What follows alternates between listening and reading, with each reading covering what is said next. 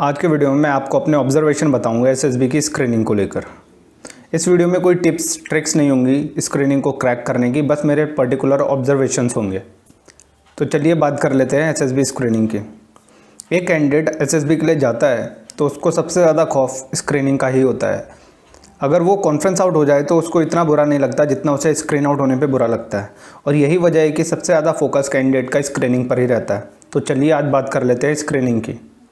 Screening basically दो process से मिलकर बनी है, जिसमें पहली प्रोसेस होती है OIR यानी कि ऑफिसर्स इंटेलिजेंस रेटिंग टेस्ट। दूसरी प्रोसेस होती है PPDT जिसका फुल फॉर्म है picture perception and discussion test. हम एक एक करके दोनों के बारे में बात करेंगे। पहले बात कर लेते हैं OIR की। जो OIR टेस्ट है या ऑफिसर इंटेलिजेंस रेटिंग टेस्ट है, वो बेसिकली दो टेस्ट सीरीज़ या दो बैटरीज़ का कॉम्बिनेशन होता है जो होती हैं वर्बल और नॉन वर्बल। इन दोनों बैटरीज़ को सॉल्व करने के लिए आपको अलग अलग टाइम दिया जाएगा और उस टाइम लिमिट में आपको उनको सॉल्व करके सबमिट करना होता है। इन दोनों का कंबाइंड स्कोर ही आपका OIR डिसाइड करता है।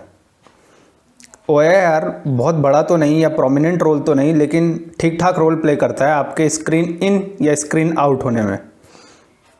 देखो यार, मैंने अभी तक ये पाया है कि अगर आप OIR को बहुत अच्छे से करते हैं और क्वांटिटी की जगह क्वालिटी पे फोकस करते हैं तो डेफिनेटली स्क्रीन इन होने के चांसेस बहुत बढ़ जाते हैं।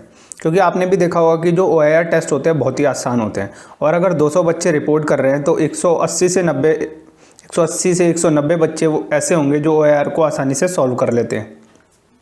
और यही ओवर कॉन्फिडेंस उनको डुबा के ले जाता है, क्योंकि वो सारे ऑप्शंस या सारे क्वेश्चंस के सॉल्यूशन लिख देते हैं, वो भी अनसर्ट ऑप्शंस लिख के। लेकिन अगर आपको आंसर आता है तो आप उसमें ऑप्शन लिखिए, अगर नहीं आता है तो कोशिश कीजिए कि आंसर के नज़दीक पे कहीं हो।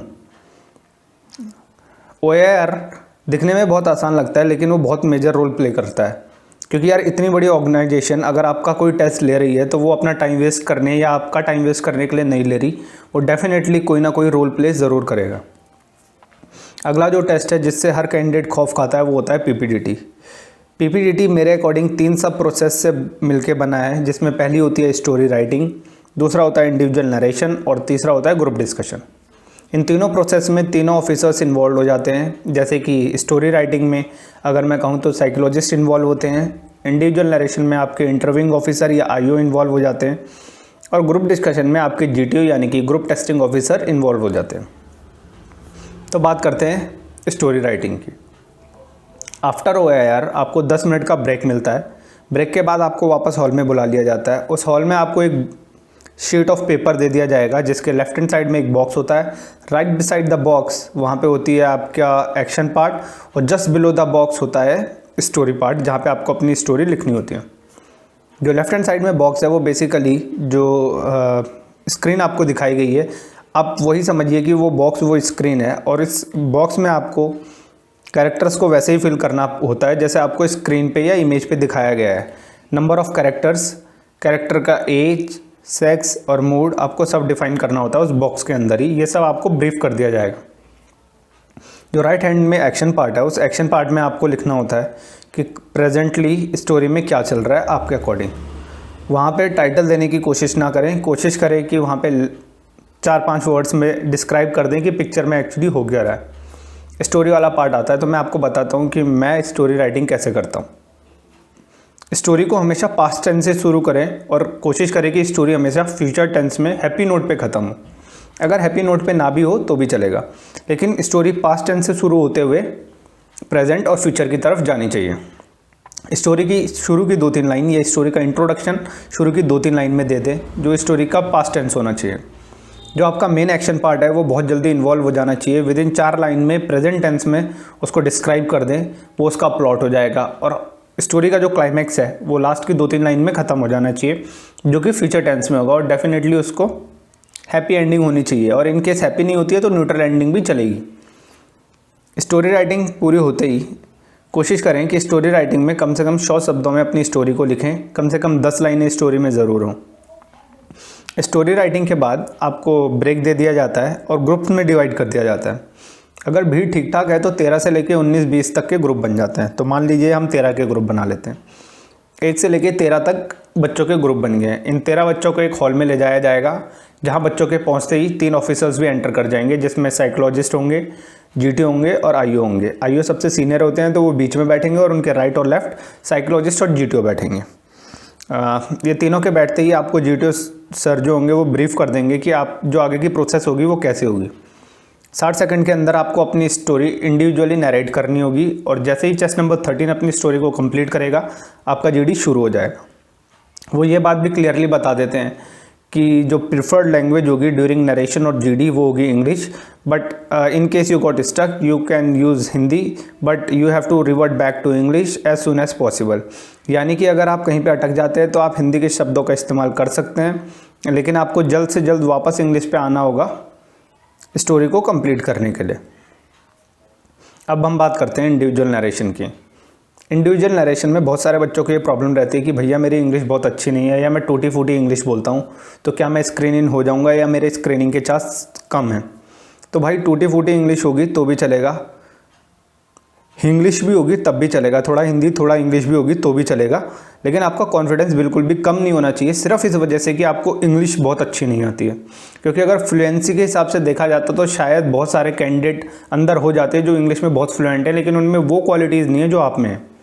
तो आप अपना कॉन्फिडेंस अपना मेंटेन करके रखिए। आपने जिस नोट से स्टोरी को शुरू किया है चाहे बीच में फंबल हो जाए उसी नोट पे स्टोरी को ख़त्म कीजिए। ऐसा ना हो कि कहीं पे आपने फंबल कर दिया और आपका जो परफॉर्मेंस का ग्राफ है वो गिरता ही चला जाए। मेंटेन रखने की कोशिश कीजिए। इंडिविजुअल नरेशन ख़त्म होते ही जैसे ही चेस्ट नंबर 13 इंडिविजुअल नरेशन ख़त्म करेगा तो ग्रुप डिस्कशन का पार्ट शुरू हो जाता है ऑटोमेटिकली। यहाँ पे आपको कोई ऑफिसर इंडिकेट नहीं करेगा कि ग्रुप डिस्कशन शुरू करो। जैसे ही चेस्ट नंबर 13 ख़त्म करेगा वैसे ही GD पार्ट शुरू हो जाएगा। अगर आपने ब्रीफिंग को ध्यान से सुना हो तो GTO कहते हैं कि आफ्टर जो नरेशन होगा, जब ग्रुप डिस्कशन होगा तो ग्रुप डिस्कशन का जो मोटिव है वो एक कॉमन स्टोरी पे आना है, यानी सारे ग्रुप को एक स्टोरी पे लाना है। और आप इस बात को हमेशा अपने ध्यान में रखें। अब मैं बताता हूँ ये कैसे आपके काम आएगी। देखिए जैसे ही चेस्ट नंबर 13 अपनी स्टोरी ख़त्म करेगा सब बच्चों में इनिशिएटिव का कीड़ा काट लेगा और फिश मार्केट का सीन बनना शुरू हो जाएगा। आप उस टाइम थोड़ा सा अपने आप को पैसिफाई रखिए, थोड़ा सा कूल डाउन रखिए और जैसा ही माहौल ठंडा होने लगे अपने पॉइंट्स को डिस्कशन में रखें।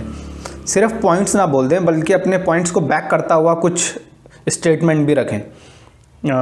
जब इंडिविजुअल नरेशन हो रहा हो सिर्फ हियरिंग ना करें बल्कि लिसनिंग स्किल्स पे ध्यान दें, क्योंकि हो सकता है कि किसी की स्टोरी ऐसी अच्छी हो जिसमें से आप पॉइंट्स बोरो करके एक कॉमन स्टोरी वीव कर सकते हो। तो बेटर ये होगा कि सबका नरेशन सुने। अगर पूरी स्टोरी याद नहीं रख सकते तो सबका एक्शन पार्ट ज़रूर याद रख लें। फिर इनिशिएटिव वाला जब कीड़ा ख़त्म हो जाता है तो उसके बाद बात आती है कैंडिडेट सबसे ज़्यादा लड़ते हैं number of characters, age, sex और मूड पे। आपको इन छोटी छोटी बातों पे ध्यान नहीं देना, आपको सिर्फ एक बात पे ध्यान देना है कि मुझे अपने ग्रुप को ग्रुप स्टोरी की तरफ ले जाना है, चाहे कुछ हो जाए, चाहे ग्रुप लड़े चाहे कुछ हो जाए, लेकिन मेरा ग्रुप कॉमन स्टोरी निकालेगा। और अगर आपके ये बात दिमाग में रहेगी तो आप डेफिनेटली बहुत अच्छा परफॉर्म करेंगे। तो जब ग्रुप में ये सब लड़ाइयाँ हो रही हो नंबर ऑफ़ कैरेक्टर्स या एज को लेके या सेक्स को लेके या मूड को लेके, तो आप अपनी एंट्री कुछ ऐसे भी कर सकते हैं कि आप उनको समझाएं कि जेंटलमैन यहाँ हमारा एम कॉमन स्टोरी पे आना है। पहले हम स्टोरी डिसाइड कर लें, या स्टोरी डिसाइड नहीं होती तो कम से कम हम एक्शन पार्ट को डिसाइड कर लें जिसके अराउंड हम एक स्टोरी को वीव कर सकें या एक स्टोरी को बुन सकें। उसके बाद ये नंबर ऑफ़ कैरेक्टर्स, उनका एज, उनका मूड, उनका सेक्स तो बाद में भी डिसाइड हो सकते हैं, लेकिन अभी मेन मोटिव हमारा कॉमन स्टोरी पे आना है। आप अगर इस बात को ध्यान में रखेंगे तो डेफिनेटली आप नरेशन में या GD में काफ़ी अच्छा परफॉर्म करेंगे।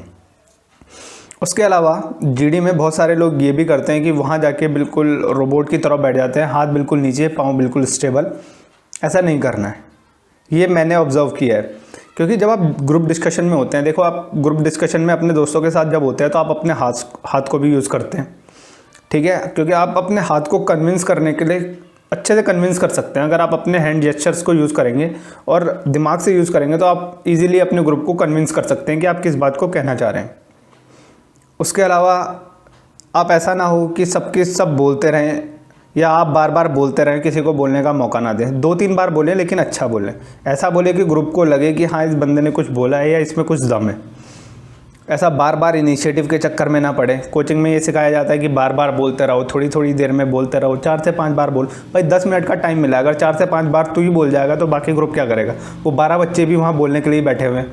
अगर सब यही सोच के आएंगे तो वहाँ कॉमन स्टोरी तो दूर की बात है, वहाँ वो फिश मार्केट का सीन ही ख़त्म नहीं हो पाएगा और जीडी हो ही नहीं पाएगी। और आपके ग्रुप में से अगर ऐसा सीन रहेगा तो एक भी बच्चा स्क्रीन इन होने से रह जाएगा।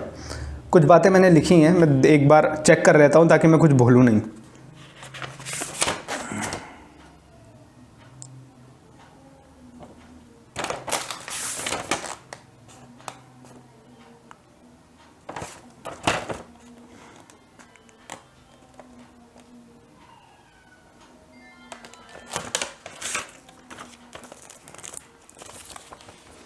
अच्छा, ये सब होने के बाद जब ये आपका जीडी नरेशन ख़त्म हो जाता है तो मैंने एक चीज़ और देखी है कि नरेशन में अगर कोई कैंडिडेट फंबल कर जाता है तो बिल्कुल होपलेस हो जाता है, उसके शोल्डर डाउन हो जाते हैं, उसको ऐसा लगता है कि शायद सारी प्रोसेस ख़त्म हो चुकी है और मैं इस बार स्क्रीनिंग नहीं होने वाला। लेकिन ऐसा नहीं है भाई, अगर आपका एक परफॉर्मेंस ख़राब हुआ है तो बल्कि आपको दूसरे का ग्राफ ज़्यादा ऊपर ले जाना है। आपको जीडी में इतना एक्सेल करना है कि सामने जो ऑफिसर्स बैठे हैं उनको लगे कि यार इंडिविजुअल नरेशन में ये कहीं पे हो गया था प्रॉब्लमैटिक, लेकिन जब ये जीडी में आया तो इसने बहुत ही अच्छा परफॉर्म किया और वो आपको वाई ना दे तो कम से कम डी दे के भी आपको कंपटीशन में बना के रखें।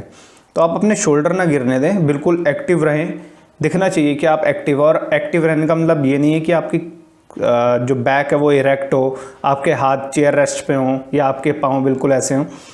आप जैसे बैठते हैं नॉर्मली बैठे, ईजीली बैठे, कंफर्टेबल होकर बैठे। आपका अपने हाथ यूज़ करना है, आप अपने हाथ को यूज़ कर सकते हैं। हाँ, एक चीज़ और है, जब ये जीडी हो रही होती है तो वहाँ दो टाइप के बंदे होते हैं। एक तो वो होते हैं कि बहुत ज़्यादा बसड़ चल रही है और वो सबको ओवर पावर करके पूरे ग्रुप को शांत कर लेते हैं। आप उस तरह के भी लीडर हो सकते हैं और फिर भी आपकी स्क्रीनिंग के चांस बने रहेंगे। दूसरा नंबर का जो कैंडिडेट होता है वो ऐसा होता है कि वो पहले सबकी सुनता है, जब उसको लगता है कि ग्रुप कूल डाउन होने लग गया वो अपने पॉइंट को बैक करता है, अपने पॉइंट को डिस्कशन में रखता है और कोशिश करता है कि उसके पॉइंट कन्विंसिंग हो। तो आप इन दोनों में से किसी भी टाइप के हो सकते हैं और दोनों के ही स्क्रीनिंग के चांस काफ़ी अच्छे होते हैं। इन चक्करों में कभी ना पड़े कि पिक्चर में अगर नेगेटिव मोड लिखा है और आप पॉजिटिव उसको करके आ जाएं, क्योंकि ये आपका लैक ऑफ इफेक्टिव इंटेलिजेंस दिखाता है, आपकी लैक ऑफ इमोशनल इंटेलिजेंस दिखाता है। क्योंकि आपको पिक्चर देख के ये पता नहीं चल रहा है कि अगर आग का सीन है तो आग अगर किसी के घर पे लगी है तो किसी का मूड पॉजिटिव कैसे हो सकता है। तो आपको ये देखना पड़ेगा कि अगर वहाँ आग लगी है तो डेफिनेटली वहाँ मूड नेगेटिव ही होना चाहिए। क्योंकि आप खुद पे देख लीजिए, अगर किसी के घर में आग लगे तो वो बंदा पॉजिटिव मूड में कैसे हो सकता है, वो पैनिक के मूड में होगा और पैनिक डेफिनेटली एक नेगेटिव इमोशन है। तो आप वहाँ पे लिख लीजिए, पता आपको चलना चाहिए, क्योंकि आपको जब स्टोरी राइटिंग करनी है तो वहाँ पे उनकी फीलिंग्स को भी लिखना होता है। फीलिंग्स को आप कैसे लिखेंगे कि जैसे किसी के घर में आग लगी है तो वो डेफिनेटली वो सैड मूड में है या वो पैनिक के मूड में है, तो आप लिखिए उस चीज़ को, उसको ऐसा छुपा के कि वो पॉजिटिव मूड में है, वो हेल्पफुल मूड में है। आप ऐसा ना कीजिए, क्योंकि वहाँ पे जो साइकोलॉजिस्ट बैठे हैं उनको डेफिनेटली पता है कि जब ऐसी सिचुएशन होती है तो जो कैंडिडेट है या जो कोई पर्सन है वो कैसे बिहेव करता है। एक और बात, कभी भी बुक की स्टोरीज़ ना लिखें। और मैंने बहुत कैंडिडेट्स को देखा है कि स्क्रीनिंग की पहली रात वो अपनी क्या कहते हैं उनको, एसएसबी की गाइड साथ लेके आते हैं या कोचिंग की गाइड साथ लेके आते हैं और उसमें से स्टोरी प्रैक्टिस करते रहते हैं। और अगली सुबह अगर वही इमेज आ गई तो जो वो बुक में इमेज है या बुक में स्टोरी है उसी को लिख के भी आ जाते हैं। तो भाई वहाँ 200 बच्चे आए हैं, अगर तूने वहाँ कोचिंग लिया तो हो सकता है उन 200 में से भी 10 बच्चे ऐसे हो जिन्होंने वहीं कोचिंग ली हो। और जब उनकी शीट वहाँ आएगी और सबकी एक ही स्टोरी होगी तो डेफिनेटली कुछ ना कुछ तो खटकेगा दिमाग में कि इस बच्चे की या इन बच्चों की ये अपनी स्टोरी नहीं है, ये इन बच्चों की फैब्रिकेटेड स्टोरी है, किसी थर्ड पर्सन ने या किसी कोचिंग वाले सर ने इनके दिमाग में इस स्टोरी को फीड किया है। तो इन सब चीज़ों से भी बचें। बंदे बहुत क्या कहते हैं उसको, बहुत ज़्यादा पैनिक मोड में भी आ जाते हैं कि भैया मैं अभी तक स्क्रीन आउट होता आ रहा हूँ, स्क्रीनिंग के लिए क्या करूँ या वो करूँ। तो मैं भाई यही कहना चाहूँगा, इंग्लिश सुधरती है तो सुधारो, इंग्लिश नहीं सुधरती तो कम से कम अपना कॉन्फिडेंस ज़रूर बरकरार रखो। OIR में क्वांटिटी पे बहुत ज़्यादा ध्यान ना दो, क्वालिटी पे ध्यान दो। क्वालिटी अच्छी होगी तो डेफिनेटली आपका OIR भी अच्छा होगा। आंसर आते हैं तो लिखो, अगर आप 40 में से 20 भी करके आते हैं तब भी स्क्रीन इन हो सकते हैं, 40 में से 40 करके आते हैं तो तब भी स्क्रीन आउट हो सकते हैं। तो यहाँ पे मैंने दोनों ही सिचुएशंस को फेस किया है। जब मैंने OIR को पूरा कंप्लीट किया है मैं तब भी बाहर हुआ हूँ, और जब मैंने OIR को आधे से भी कम सॉल्व किया है मैं तब भी अंदर हुआ। तो मैं यहाँ पे आपको सिर्फ अपने ऑब्जर्वेशन बता रहा हूँ, कोई टिप्स मेरे पास नहीं है, कोई ट्रिक्स मेरे पास नहीं है कि आप वहाँ वो कर सकते हैं। बट मैंने पर्सनली ये ऑब्ज़र्व किया है कि अगर आप ऐसा परफॉर्म करेंगे तो आपके चांसेस ऑफ गेटिंग स्क्रीन इन बहुत ज़्यादा हो जाते हैं। एक छोटा सा पॉइंट मैंने मिस कर दिया था। स्टोरी राइटिंग के बाद आपको थोड़ा सा टाइम मिलता है इंडिविजुअल नरेशन के बीच में, स्टोरी राइटिंग और इंडिविजुअल नरेशन के बीच में। उस टाइम को आप अच्छे से यूटिलाइज करें, वहाँ अपने कैरेक्टर्स का एज, मूड, सेक्स और बार बार रिकॉल करते रहें। आपकी स्टोरी का एक्शन क्या है उसको रिकॉल करें, आपकी स्टोरी को रिकॉल करें। क्योंकि कैंडिडेट करते क्या है, उस टाइम में जो वो टाइम होता है उसको वेस्ट करते हैं हंसी मजाक में, और वही टाइम इतना इंपॉर्टेंट होता है कि वही डिसाइड करता है कि आप आगे जाके इस हंसी मजाक को वापस जाने वाली बस में करने वाले हैं या रात को रुक के डॉर्मेटरी में करने वाले हैं। तो यार इन चक्करों में ना पड़ें, हंसी मजाक बाद में हो जाएगा, कोई दिक्कत नहीं है। आप उसको रिकॉल करते रहें अपनी स्टोरी को, क्योंकि जब आपका इंडिविजुअल नरेशन होगा, भले ही आप एक आध शब्दों में अटकेंगे, लेकिन आपकी स्टोरी बहुत ज़्यादा दिखेगी, फ्लुएंट लगेगा कि इस बंदे ने जो लिखा है वो इसके दिमाग में बैठा है या इसने ऐसे ही कुछ भी लिख दिया है।